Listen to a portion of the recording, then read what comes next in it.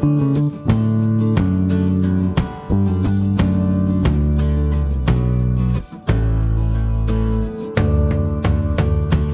é com uma alegria muito grande que eu recebo para conversar comigo hoje, nessa nossa série de conversas do Muda Mundo Tamo Junto, o professor da rede municipal de Esteio. Ele é gestor pedagógico na EMEI Sonho Mágico, o Pedro Rosa dos Santos. Pedro, seja bem-vindo, muito obrigada por ter aceitado o convite do Muda Mundo. E antes de passar a palavra, já quero dizer, ó, Pedro tá, mostra aí, Pedro tá com a camiseta do Muda Mundo, porque o Pedro é um dos, eu não tenho um nome ainda, mas eu vou dizer que ele é um dindo do Muda Mundo, posso dizer assim?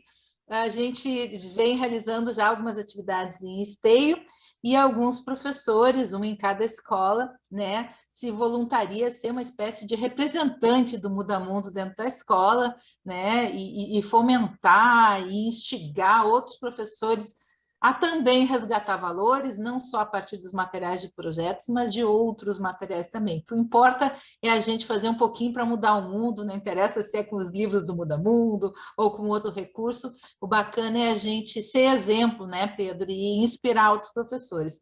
Então, quero começar agradecendo, né, cedindo do projeto, estou muito feliz, acho que isso vai dar frutos muito legais e a oportunidade de a gente se manter em contato, né, ao longo do tempo, né, e transformando a realidade.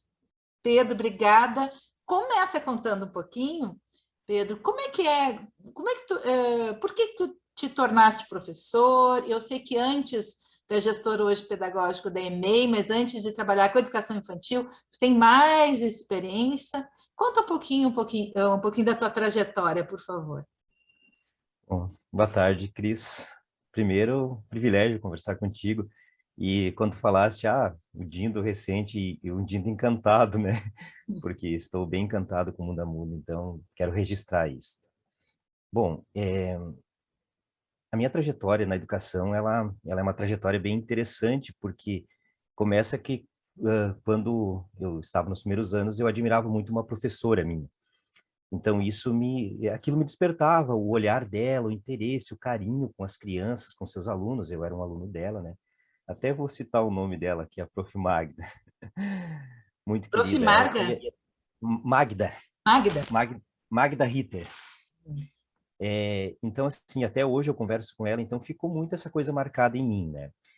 E eu começo uma trajetória de trabalho na comunidade onde eu morava, né? Como catequista, e isso foi despertando em mim o desejo de trabalhar com pessoas. Eu acho que esse é o primeiro passo, né? Para quem trabalha na educação, é tu gostar de pessoas, querer estar com pessoas. E eu comecei minha trajetória por aí, então, e no período da minha vida, ali, nos 13 ou 14 anos, meus pais conversaram comigo e decidiram que eu iria me tornar padre, né? Então, fui para o seminário e tal, e ali, nesse período, fiquei de 14 até os 20 anos, fazendo trabalho com as comunidades, né?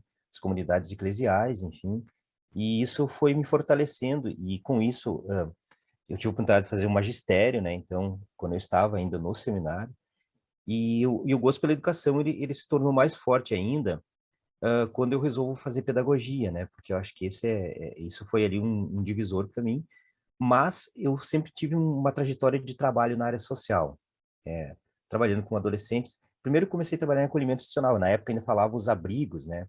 Então, depois se tornou os acolhimentos, enfim.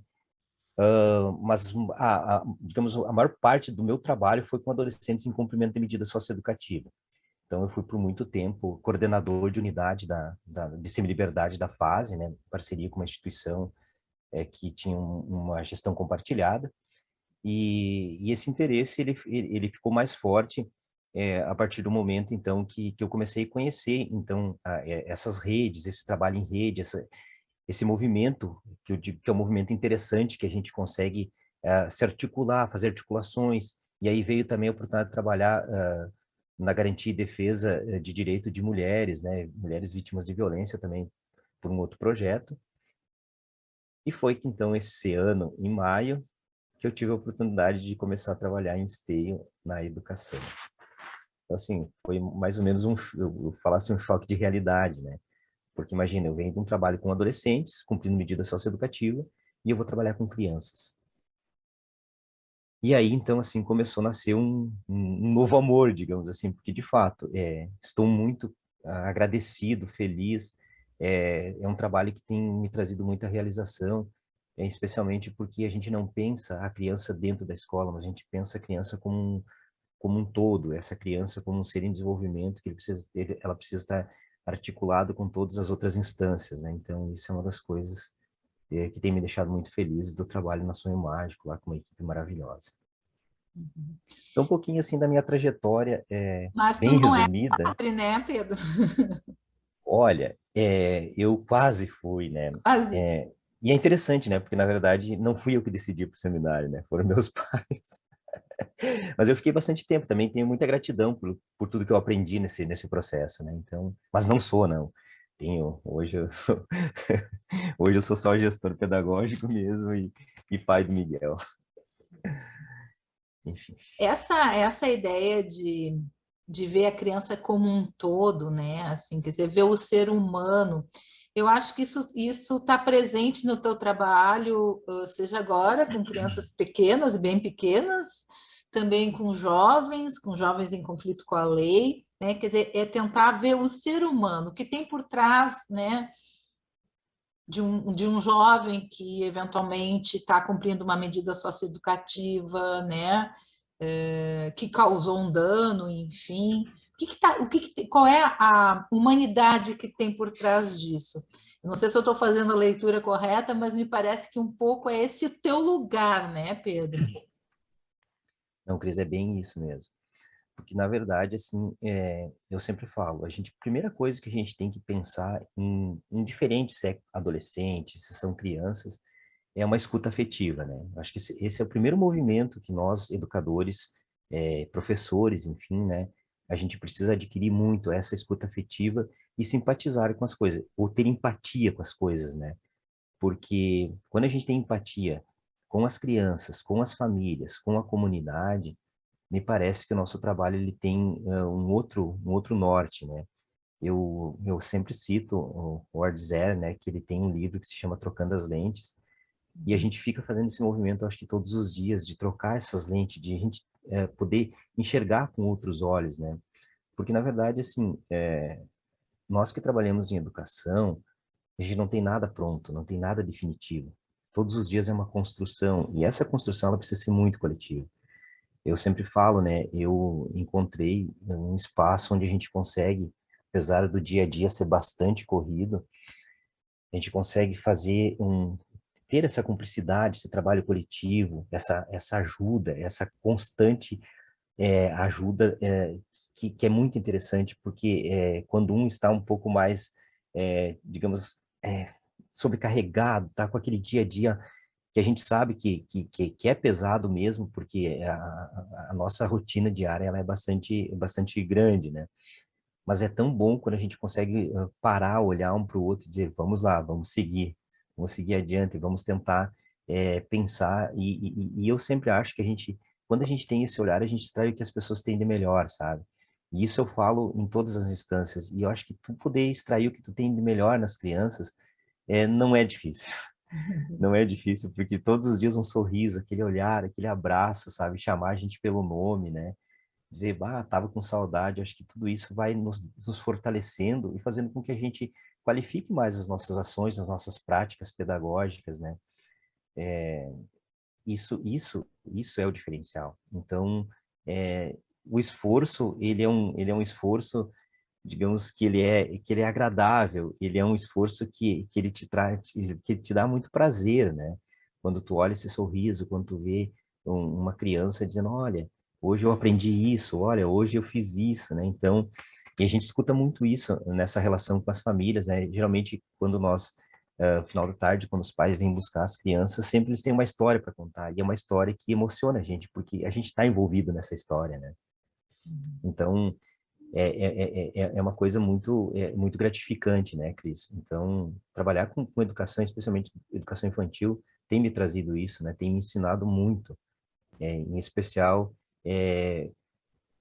paciência, detalhes, porque a educação infantil ela tem muitos detalhes que a gente precisa estar muito atento. Então, eu sempre falo, uma criança a todo momento ela te dá sinais, né? Ela te sinaliza. Se ela está bem, ela te sinaliza. Se ela não está muito bem, ela te sinaliza. Então, a gente precisa fazer a leitura desses sinais, né? Eu acho que isso a gente vai adquirindo também com o tempo. E eu vejo que as equipes, elas têm muito isso, sabe? Elas têm muito cuidado, muito zelo e tem muito esse olhar. Então, isso me deixa feliz também, sabe? É poder fazer parte desse movimento, dessa equipe de trabalho, com toda essa relação, conhecimento, trajetória. É bem interessante, assim, a gente fica até emocionado, sabe? Porque é, eu não imaginava que isso, em tão pouco tempo, ia fazer tanta diferença na minha vida, sabe?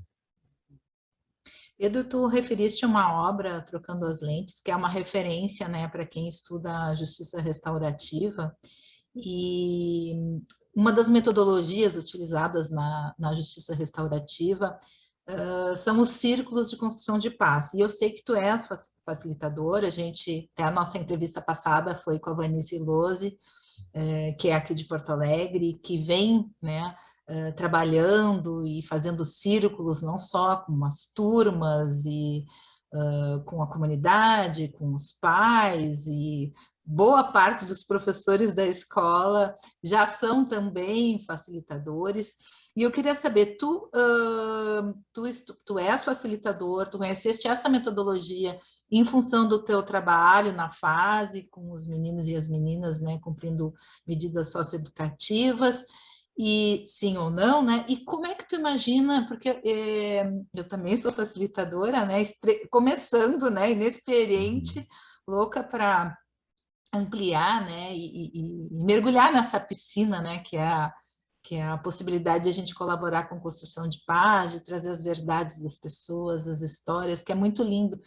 E uma das coisas que eu logo percebi é que como a gente pode aplicar em tudo que é lugar, né? Assim, como ele faz sentido no ambiente corporativo, na família, na escola. Tu trazes essa metodologia para a educação infantil? Esse é um dos teus planos e como que tu faria isso? Bom, Cris, respondendo, sim, a justiça restaurativa, ela chegou na minha vida foi a partir do trabalho com os adolescentes, né? Em 2000 se não me engano, foi 2012 que eu tive a oportunidade de fazer uma qualificação sobre justiça restaurativa, que não foi o curso, né? Uhum. Posterior, em 2015, eu tive a oportunidade de fazer o curso, né? Então, pelo Núcleo de Justiça Restaurativa, na época ainda não tinha, né? Mas foi a partir de uma iniciativa de Novo Hamburgo, né, do Juizado da Infância e da Juventude de Novo Hamburgo, que também há que se dizer que já avançou muito nesse sentido. Nós temos um núcleo de justiça restaurativa em Novo Hamburgo, né, Mãos na Roda, que ele é bem atuante, né, em que pese eu não esteja tão atuante, mas é um grupo muito importante, né, que tem feito um trabalho, assim, com as organizações da sociedade civil, tem feito com as escolas, né, e sobre a metodologia, entendo que os pressupostos da justiça restaurativa eles podem ser aplicados a todo momento, na relação que tu vai ter com uma família, na relação que tu vai ter com o teu colega. Eu sempre gosto de pensar que o tempo todo tu tá utilizando essa metodologia, né? Mediar esse conflito, tentar resolver um conflito de uma forma tranquila para que ele não se judicialize, né? Eu acho que isso é o mais importante, porque a gente sabe, bom, nós estamos trabalhando com educação infantil, mas as crianças elas estão em pleno desenvolvimento, né? Então elas têm relação com os coleguinhas, elas têm relação com as famílias, não só com as famílias delas, mas com as outras famílias também. Então, é muito importante isso, porque tu não precisa fazer o círculo, Uhum. propriamente dito, mas tu pode utilizar da metodologia. Quando, por exemplo, tu pode usar um objeto da palavra para uma conversa, né? Para poder ter essa horizontalidade nas questões que tu queres trabalhar, né? Para tu poder dar o direito da voz e da escuta. Então, eu acho que são hoje, eu vou ser bem, eu sou muito tranquilo em falar isso, sabe, Cris? Hoje, eu acho que a justiça restaurativa, ela é uma constante, tem que ser uma constante em todos os espaços, né? Porque é uma maneira mais, tu tá encontrando uma maneira de dizer as coisas de uma forma muito mais afetiva. Tu não precisa deixar de dizer as coisas, mas tu encontra maneiras, e maneiras mais empáticas, maneiras mais tranquilas, né? Eu acho que a justiça restaurativa, acho não, tenho certeza, a justiça restaurativa, ela te oferta isso, ela te oferece isso, sabe? Então, quando a gente faz uma roda de conversa com a criança, tu pode usar os pressupostos da justiça restaurativa. Quando tu faz uma reunião com a equipe de trabalho, Em algum momento eu já utilizei o objeto da palavra, já utilizei, inclusive, a gente tem tentado, em algum momento, implementar alguma prática restaurativa dentro dos espaços, né? E isso é bem interessante. E eu entendo que esse é um investimento, né? É um investimento que é importante ser feito. Eu gosto muito de trazer essa ideia, eu tento trazer o tempo todo para os meus espaços de trabalho um pouco da metodologia, né? Claro que seria importante trabalhar muito mais, mas eu acho que também a gente tem que ter clareza que isso é uma construção, né? Que não tem nada pronto e a gente está sempre construindo. Então, a metodologia da justiça restaurativa, ela tem trazido para mim, inclusive para mim, enquanto pessoa, enquanto sujeito, enquanto profissional, maneiras mais tranquilas de poder absorver as coisas, de devolver as coisas, porque a gente absorve, devolve. Então, a maneira como tu absorve, tu precisa fazer esse filtro para tu devolver de uma outra forma que às vezes essa forma que tu devolve, dependendo da maneira como tu estás, do dia que tu estás, pode ser uma devolutiva muito ruim.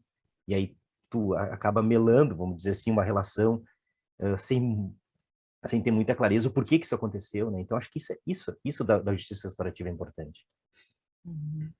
É uma mudança de paradigma, né, Pedro? Assim, e para mim, assim, é como tu disseste, é uma metodologia, né, é um modo de estar no mundo que serve com a gente mesmo, com os outros, em todos os ambientes. Especialmente num momento tão desafiador como a gente está vivendo, né, Pedro? Essa pandemia, e aí sobre isso eu queria te ouvir um pouquinho, como essas crianças estão voltando, estão chegando na escola, o que elas trazem assim da pandemia? A gente sabe, infelizmente, que a desigualdade social se ampliou. A gente sabe, infelizmente, que muitas crianças que eram cuidadas pela escola deixaram de ser cuidadas durante a pandemia, que muitas sofreram muitas perdas, não só em relação, né, perderam parentes de morte, mas também de trabalho, de renda. Como é que esse ambiente traz para a gente um pouquinho o panorama de quem está dentro da escola? Bom, Cris, assim, eu vou falar um pouco do que eu tenho ouvido, né? Porque eu não tive essa experiência do trabalho anterior à pandemia na escola. Então, eu entrei já com a pandemia nossa, assim, nesse momento tão complexo, assim, que é a questão da pandemia. Mas eu tenho conversado muito com a equipe de trabalho, feito uma escuta dos professores, enfim, a gente tem dialogado muito. Na verdade, não é feito uma escuta, é um diálogo que a gente faz. E eles têm trazido, assim, que eles percebem as crianças um pouco mais agitadas, mais sensíveis, talvez, assim, uma... O que eu escuto todos os dias é um readaptar todos os dias, né? Então a gente sabe, né, que a pandemia ela trouxe para além das questões materiais, né, que é a questão da nossa economia e da sobrevivência, porque entendo que muitas famílias hoje elas estão lutando pela sobrevivência, porque as coisas se somatizaram, enfim, a nível financeiro, mas as questões emocionais, né, eu acho que aí e isso é reflexo, uma coisa está muito ligada à outra, né? Mas a gente percebe muito mais as questões emocionais, né? E aí eu falo da criança, mas eu falo da família, aí eu falo do colega de trabalho, que a gente percebe a preocupação, não só com as crianças, mas a preocupação com seus familiares, a preocupação com porque tu vem para o trabalho, mas tu carrega essas preocupações, porque infelizmente ou felizmente, nós não podemos deixar os nossos problemas, como a gente sempre diz, do portão para fora, né? Eles estão presentes na nossa vida, as situações diárias, elas estão muito presentes. Então eu sempre falo, é, é difícil tu fazer um filtro e dizer, bom, hoje eu tô bem, hoje eu não tô. Não, na verdade a gente precisa todos os dias alimentar as coisas boas. Eu sempre falo, a gente precisa mentalizar coisas positivas, coisas boas, coisas importantes, para que a gente também não fique nesse marasmo, né? Então, assim, mas voltando à questão da criança, o que eu tenho observado é isso, sabe? Especialmente nas conversas com as colegas de trabalho, né? Porque elas fazem relatos de como as crianças estavam antes da pandemia e agora como as crianças elas estão, né? Então a gente percebe nas questões comportamentais, nas questões emocionais, né? a gente teve muita dificuldade, assim, nesse readaptar, né? Porque tu imagina, olha quanto tempo as crianças ficaram fora da escola, longe desse contexto, né? Então, para a gente retomar isso não foi uma tarefa fácil e ainda a gente está nesse momento de readaptar as crianças, né? Então, a gente percebe, assim, que é a dificuldade de se desvincular da mãe quando vem trazer ela para a escola, a dificuldade de permanecer em alguns momentos na escola, né? Sempre, porque, claro, criou-se o hábito de permanecer em casa, mas também o quanto é gratificante a gente ver elas se readaptando, retomando, felizes. Olha, assim, Cris, ver as crianças brincando, porque assim, ó, nós, eu sempre digo, a gente tem que romper um pouco com a ideia de que a escola de educação infantil é um lugar que a gente vai depositar a criança, né? A educação infantil é um espaço de muita qualidade, de muito planejamento. Então, assim, eu faço questão de falar isso, porque esse é um dos debates que a gente tem muito frequente na escola, né? O quanto a gente consegue construir com essas crianças, o quanto a gente aprende com elas, mas o quanto também a gente consegue avançar. Então, essa educação infantil, ela tem muito planejamento. Os projetos desenvolvidos nesses espaços, eles também fortalecem, eles também fazem com que essas questões emocionais, elas também vão se diluindo, né? Porque a gente percebe, quando a gente faz uma atividade, sei lá, pinta o cabelo de uma criança, vamos fazer um cabelo maluco. Então, assim, essa semana a gente teve, na semana passada a gente teve uma semana de muita atividade, não só por conta do Dia da Criança, mas, assim, a gente tem muita atividade, mas a gente intensificou elas, né? Então, a gente percebeu o quanto as crianças estavam desejosas daquilo, o quanto elas estavam querendo aquela brincadeira, sabe? O quanto isso estava fazendo falta na vida delas, no dia a dia. Então, a gente percebe que elas querem muito se relacionar, elas querem muito brincar, elas querem muito interagir, e isso é muito evidente, assim, e eu estou falando muito desse recorte de um mês, 2 meses, que foi o retorno das crianças, né? Então é muito importante isso, né? A gente, como eu falei, né? São sinais, e elas ficam sinalizando. Então, assim, eu acho que a gente, sim, teve um momento bem tenso inicialmente, né? Nessa readaptação, mas a gente já vê muito avanço, a gente vê muita mudança, inclusive na relação da criança com a escola, na relação da criança com as professoras, na relação da criança com a família que vem trazer ela, então já percebe esse avanço, e isso é muito gratificante. Então eu penso que esse já é um momento mais leve, um momento mais tranquilo, e que agora eu acho que a tendência é as coisas ficarem também mais tranquilas. Tomara, vamos pensar, como tu disseste, vamos pensar positivo. Acho muito importante, já em algumas conversas aqui nesse espaço do Muda Mundo Tamo Junto, a gente traz essa questão da valorização da educação infantil e do profissional que se dedica à educação infantil, porque ainda há um preconceito, né? Que, como tu disseste, um depósito, eu preciso trabalhar, deixa lá aqueles, né? Como se fosse só, não é pouco o espaço do cuidado, mas é muito mais do que isso, né? E exige, como tu disseste, planejamento, estudo, dedicação e muita sensibilidade numa fase tão importante das crianças, né? A fase mais importante do desenvolvimento das crianças é essa, né? Quando elas são pequenas e bem pequenas. Então, que bom que a gente tem, Pedro, professores, gestores como tu, que estão atentos, né? E toda uma rede. Eu sei que há muitos professores muito sensíveis, muito dedicados, e por isso a gente sempre está renovando a esperança, né? De que a gente vai mudar o mundo Sim. por meio da educação. Pedro, Sabe, Cris, diga. uma das coisas que eu acho muito importante, né? Eu falo muito dessa palavra acolhimento, sabe? Uhum. Porque eu me senti muito acolhido nesse espaço da escola e quando eu ingressei como gestor pedagógico, e eu sempre falo, a gente tem que treinar esse acolhimento todos os dias, né? Porque a gente acolhe essas crianças todos os dias. Então, são segunda, terça, quarta, quinta e sexta, a gente está acolhendo as crianças na escola. Então, eu sempre falo, eu acho que a gente deveria até desenvolver uma tese sobre acolhimento, porque eu acho muito importante, que é aquele primeiro impacto que tu tens. Então, assim, eu tive um impacto bom, gostoso ao ingressar na educação infantil. Então, eu acho e é isso que a gente quer transmitir para as famílias, é isso que a gente quer transmitir para as crianças, né? Então, acho que é bem importante isso, só para fazer esse registro. Pedro, o que muda o mundo, Pedro, para ti? Cris, assim, ó, eu acho que não tem uma palavra que defina, mas eu acho que tem atitudes, ações. Uma das coisas que para mim, eu acho que elas são fundamentais quando a gente fala muda mundo, é a maneira como tu humaniza as relações. Eu acho que humanizar as relações já é um grande passo para a gente mudar o mundo. Porque aí quando você humaniza as relações, você consegue se aproximar, você consegue ter tranquilidade, porque, na verdade, o que acontece? Nessa correria do dia a dia, às vezes a gente nem nota o colega, sabe? Isso às vezes me entristece, porque, na verdade, a gente, às vezes, que eu acho que são atitudes simples. É um abraço, em que pese a gente está desejoso desse abraço, né? Mas é um sorriso, é um abraço, é um bom dia. Eu acho que são pequenas ações que elas vão mudando o mundo das pessoas. E eu acho que se tu mudar o mundo de uma pessoa em um dia, quando eu falo nesse sentido, eu acho que já valeu a pena. E quando eu penso em muda-muda, óbvio que eu penso nesse projeto que vocês desenvolvem, sabe?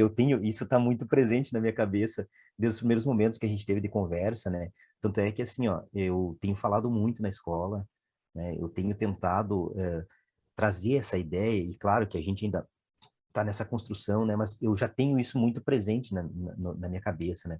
Que eu acho que naquele dia da formação que nós tivemos no município de Esteio, acho que tu trouxe alguns elementos muito importantes, que vamos contar um pouquinho a história de cada um, sabe? Vamos pensar na história das pessoas. Todo mundo tem uma história. E essas histórias precisam ser valorizadas. Eu acho que o Muda Mundo faz isso, né? Valorizar essas histórias, valorizar a história do município, valorizar a história da criança, valorizar a história desses profissionais que estão aí, que também precisam desse chamego, desse aconchego, né? Porque é assim que eu acho que a gente vai mudando o mundo, sabe, Cris? Então, Acolhendo, né? Acolhendo, ouvindo as histórias e se reconhecendo, né, como humanidade. reconhecendo.